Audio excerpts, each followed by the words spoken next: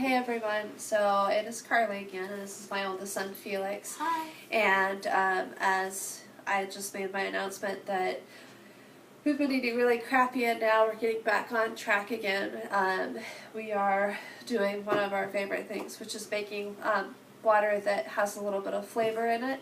Well, I know a lot of people say, man, I just can't drink plain water, it's just there's no taste to it. It's really hard for me to want to do that, especially, if you're getting 64 ounces of water or more a day. So one of the things that we do is we flavor our water. I have my mint plant that we grow here at our house and some lemons. Now I don't know if lemons, to be honest, are on the Clean 15. EWG, for those of you who don't know, is a website that has what they call the Clean 15 and the Dirty Dozen, and it gives you a list of what fruits and vegetables you can buy conventionally that aren't going to damage your health so much because they're not sprayed with as many pesticides, or the pesticides and the chemicals don't penetrate the fruits and the vegetables as much. And so, if you're trying to save money in some ways, you can use the Clean 15 to buy those things at, say, Safeway or Walmart, and then for the ones that are on the Dirty Dozen, you can use that money to go to the co-op and buy them, or go to the farmer's market and buy from organic sources at the farmer's market.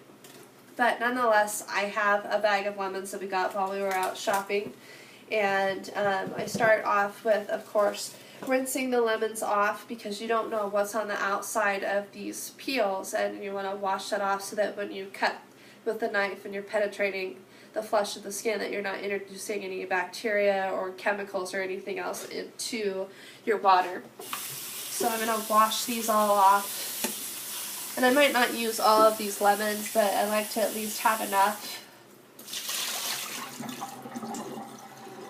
So they are washed off. We'll go ahead and start rolling and squeezing, and take the lemons, and just to kind of break up the juices a little more, we kind of put some pressure on them and roll them. Here's another one. And right now we're going to start off with just 4 of them.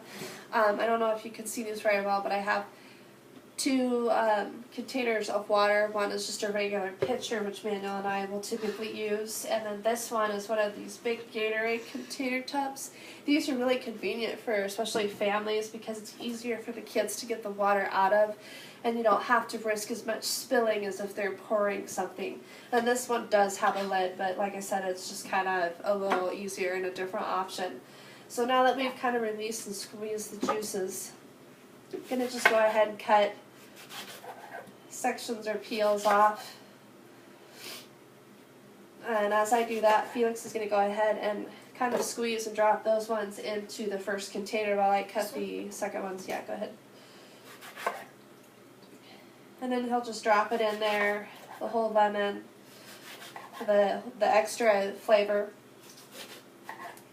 And I typically will put about 2 full lemons in a container. That seems to be sufficient. If you want more of a lemon taste, you can put in more lemons. If you want less, you can do that. Some other alternatives and options to fruits you can use: you can take frozen organic berries and drop them in the water. That's also really good. You can also do orange slices. If you want to try grapefruit, you can. Essentially, you can put any kind of fruit in here that you want to flavor your water. Strawberries are also good. Strawberries are just really hard fruits to find that are not overly sprayed with pesticides, just given the type of plant that they are, the susceptibility to bugs. So keep that in mind if you do choose to use strawberries, that you may be introducing more chemicals into your body than you want. So now that we've put our lemons in the water, you can either just leave that as is, or you can take some mint leaves. And I'm just going to pick off a bunch to flavor in with our water. You can also use peppermint leaves.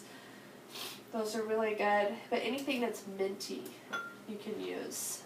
This plant is not sprayed with any chemicals whatsoever. We'll just use this last one.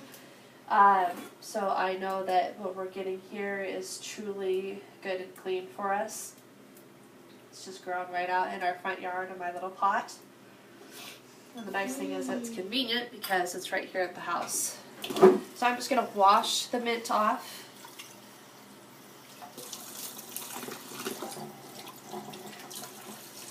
Now I heard recently if you take the actual mint and freeze them prior to putting them in the water that they might actually hold even more of the taste.